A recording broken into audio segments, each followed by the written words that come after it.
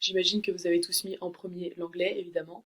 Et donc en effet, il est parlé par 94% de la population et constitue la langue majoritaire du royaume. Cela dit, l'anglais parlé au Royaume-Uni n'est pas uniforme sur le territoire. D'autres citoyens britanniques parlent néanmoins des langues nationales minoritaires. Donc au Pays de Galles, certains locuteurs parlent aussi le gallois. En Écosse, peut-être l'écossais. En Irlande du Nord, l'irlandais. Et ces variétés sont toutes mutuellement intelligibles, mais elles se distinguent par l'accent, une partie du vocabulaire et quelques particularismes grammaticaux. Il existe aussi des langues considérées comme éteintes, comme le manois de l'île de Man et le cornique. On parle donc de minorité ethnique et non pas de minorité nationale. Au Royaume-Uni, l'expression minorité nationale est juridiquement vide de sens, car les groupes minoritaires du pays forment essentiellement des minorités ethniques ou des minorités apparentes, mais la législation antidiscriminatoire du Royaume-Uni est considérée pour protéger les minorités ethniques et non les minorités nationales. Les langues que nous appelons normalement celles des minorités nationales ou minorités ethniques au Royaume-Uni proviennent surtout des langues celtiques, comme le gallois au Pays de Galles. Il faudrait mentionner aussi les nombreuses langues immigrantes parlées au pays, tout comme le français, donc comme moi, l'allemand, l'hindi, l'ourdou et le chinois.